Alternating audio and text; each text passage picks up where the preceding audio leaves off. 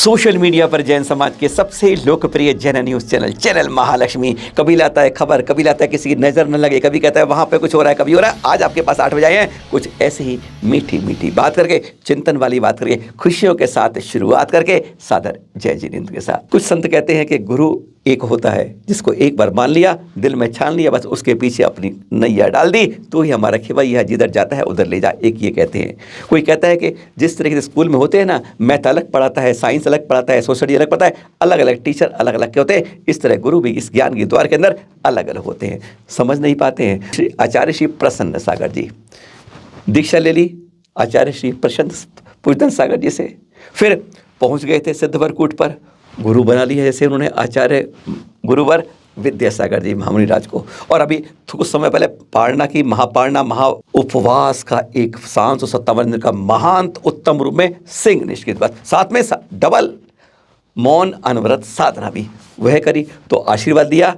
वहीं पर ब्राह्मण वयोधर आचार्य श्री संभव सागर जी से। वैसे तपस्या बनाटा ना सरमती सागर फपोती वाले उनको कहते हैं। तो कौन से गुरु, इतने गुरु बना लिए तो श्रेष्ठ गुरु कौन सा है, हम यह पूछने के लिए उनके पास उत्सुक समय पहुंचे। तो उन्होंने सवाल सुना, सवाल को पूरा भी नहीं सुना जो हम बताने आते थे, उन्होंने जवाब भी शुरू कर दिया। सुनते हैं गुरु कौन होता है और गुरु कैसे हैं। सचमुच अनियत विहारी जो गुरु होते हैं, ऐसे गुरु विरलो वालों को ही नसीब होते हैं। सुनिए जरा। भगवान की शरण में हूँ, यदि कुछ भी होगा बहुत अच्छा ही हो। पता नहीं मेरा विश्वास और आज भी मुझे आप कभी भी कहो महाराज जी पहुँच चले जाओ, जाके बैठ जाऊँगा, घंटों घंटों बैठ जाऊँगा। तो डर नाम की मेरे मन में बिल्कुल भी कोई चीज़ नहीं है। महाराज जी 23 जुलाई 1970 एक दलीप ने जन्म लिया था। और महाराज जी 16 साल की 16वां सावन, जिस समय आदमी बिगड़ता है, लड़की बिगड़ती है, लड़का बिगड़ता है या उच्छृंखल होता है, उस समय उसने घर छोड़ देता है आदमी को। वह छोड़ देता है, ब्रह्मचर्य व्रत ले लेता है और 3 साल बाद वह इस रूप में आ जाता है। उसने पहला गुरु तब लेगा और फिर दूसरा गुरु उसने जीवंत मूलाचार के रूप में कहा, जब उसने एसी कूलर सारे साधनों को एकदम एक क्षण के दर्शन में तब से मेरे गुरुदेव मुझसे गुस्सा हो गए कि तुमने मेरा बदनामी कर दिया। गुरुदेव उत्कर्ष मार्ग तो यही है, यदि हमको स्वीकार करते तो वो मेरी कमजोरी थी, पर मार्ग तो वीतरागी का मार्ग निर्लिप्तता का मार्ग है। हम सत्य स्वीकार करें, अच्छे नहीं स्वीकार करते पर गलत, सत्य को सत्य कहो, उसको तुम अस्वीकार नहीं कर सकते। तो मुझे लगा कि नहीं, जहाँ मेरा भगवान सत्य है मुझे कोई तकलीफ नहीं। तीसरा गुरु और बनाया महाराज जी आपने। जब यहाँ पर आए, एक ने आपको शक्ति दी, संकल्प दिया, जाओ आप जाके साधना करो और मैं तुम्हारे साथ हूँ। महाराज जी एक जीवन में 3 गुरु आ गए। श्रेष्ठतम गुरु कौन है? देखो गुरु सभी अच्छे हैं, बिल्कुल है। 5 उंगली बराबर नहीं होती, एक उंगली दिखाने में काम आती है, एक उंगली साइलेंट रहती है, एक तिलक में काम आती है, एक सुसु में काम आती है। तो जिसका अब किसका क्या उपयोग है, अब सुसु 1000 लोग बैठो, भाई कहाँ जा रहे हो, सुसु, अब थोड़ी बोल गया सुसु करने जा रहा हूँ। तो जिसका जो मैं तो जिस फील्ड में जो दीक्षा गुरु मेरे पुष्पदन सागर उन जैसा वात्सल अपूर्व अनुपम है। विद्यासागर जी महाराज साहब की जो चर्या है उनको पूरा देश कभी समझ नहीं सकता, उनके शिष्य भी नहीं समझ सकते। जो वो संत की चर्या है और जो उनकी निर्लिप्तता है बेजोड़ है। वो पूरे देश में इकलौता एक ही संत है जो अनियत विहारी है, निष्परिग्रही है, उसके मन में कोई लाग लपेट नहीं है। बाकी दुनिया में बड़े बड़े संत हैं, बोलते कुछ करते कुछ, होते कुछ दिखते कुछ हैं, पर विद्यासागर जी महाराज साहब इन सबसे बहुत परे हैं। उनको मैं प्रणाम करता हूँ। माँ जी उनको पता जीवंत मूलाचार है। ऐसा मतलब मूलाचार सब पढ़ते हैं, कोशिश करते हैं, लेकिन आपने उनमें ऐसा क्या देखा? बस दर्शन तो किए थे आपने, सिर्फ आपने 10 मिनट दर्शन करके ऐसे होकर यहाँ ऊपर चले गए। उनके संत शिष्य भी बहुत है महाराज जी, आपने कैसे जीवंत मूलाचार की एक रेखांकित कर दिया। शरद जी मैं सिद्धवरकूट में गुरुदेव के पास 5 घंटे रहा जी, और 25 साल का मार्ग 25 साल का माल में उनसे लेके आ गया। गुरु शिष्य को सब कुछ नहीं देता है, चुराने वाले शिष्य होना चाहिए जो गुरु की अदाओं से चुरा के ले आए, और वो मैं सब कुछ ले आया। अच्छा हाँ, वो शिष्य नहीं कर पाए, वो आपने कर दिखा दिया। हम क्या बोले, 5 घंटे में जो उनके 25 साल में शिष्य नहीं ले पाए वो 5 घंटे में हम लेके आए। आचार्य श्री ने प्रवचन में एक शब्द कहा था, एक लाइन कही थी, देखो टॉर्च दूसरों पर फोकस मारता है। हाँ। और वो हमको देख के हंस हाँ, मुस्कुराए बिल्कुल, गुरुदेव। बिल्कुल। उन्होंने कहा बेटा अभी तक अब टॉर्च को सामने मत करो, अब टॉर्च को खुद की ओर करो, अब खुद में फोकस करो। बस बिल्कुल। वो शब्द ये मेरे शब्द है। अंदर जहन में चुप गया। अब प्रसन्न सागर खुद पर फोकस करना है, दुनिया पर फोकस करने से समय बर्बाद हो। आचार्य श्री प्रसन्न सागर जी चैनल महालक्ष्मी से स्पष्ट रूप से साफ साफ बात करते हैं, तो खुल के हम भी पूछने की हिम्मत कर जाते हैं उनसे कि इसका समाधान क्या है, इसकी समस्या का निराकरण क्या है। बस पूछ लिया। आज की तारीख में वर्तमान के अंदर कहा जाए तो धर्म आज धन रूपी बैसाखी के ऊपर चलता है।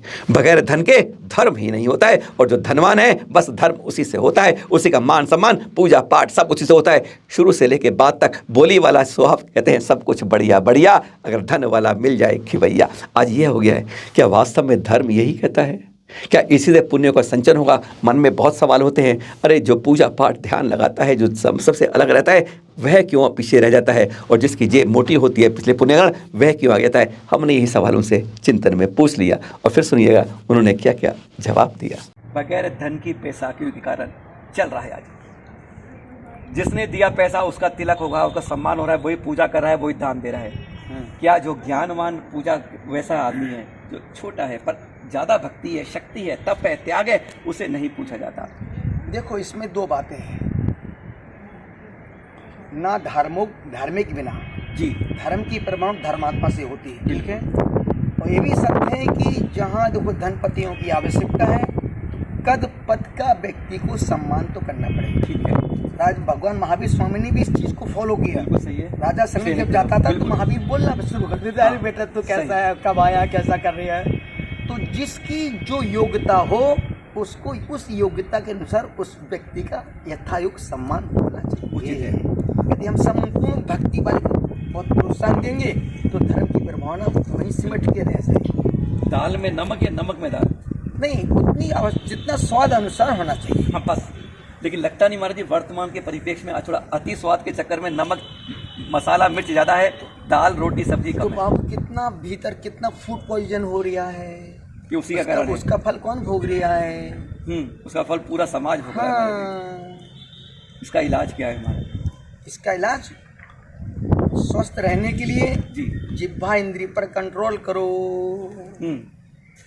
पहले कौन? स्वास्थ्य फिर बाद में समाज। साधु या श्रावक है जिह्वा पे कंट्रोल? साधु को ज्यादा, साधु को ज्यादा, स्वास्थ्य श्रावक को कम। तभी हमें कैसे रहता है?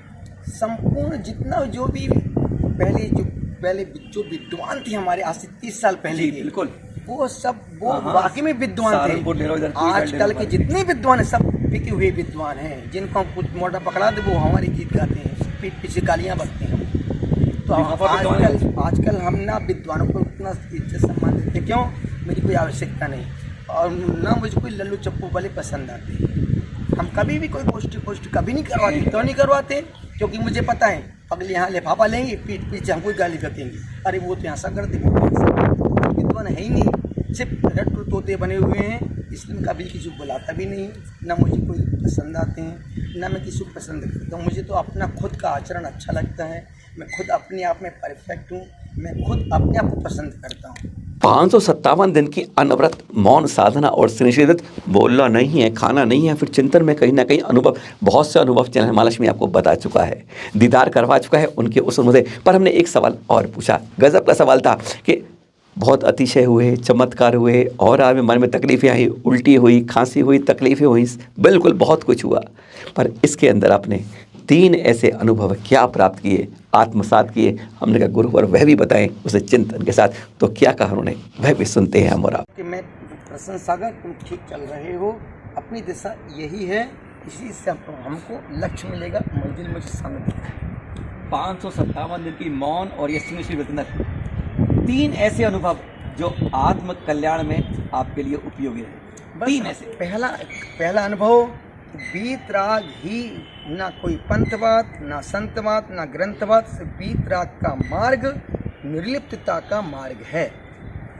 दूसरी बात, जितना हम परिचय और परिग्रह से बचेंगे उतना हमारा मार्ग प्रशस्त होगा। तीसरा, साधु जितना स्वतंत्र रहेगा और अपनी क्रियाओं को जितना उत्साहपूर्वक करेगा, क्योंकि साधु की प्रवचन का प्रभाव कम पड़ता है, साधु की चर्या क्रिया का प्रभाव अमिट पड़ता है। आज से 30 साल पहले जो बड़े बड़े साधु, धर्म सागर, वीर सागर, महावीर, इनके पास कोई शैली नहीं थी, पर उनकी जो आचरण था, एक याद बड़े बड़े धनपति सेठ लेट जाते थे। प्रवचन की प्रभावना 7 दिन की है और आचरण की प्रभावना मोक्ष तक की है।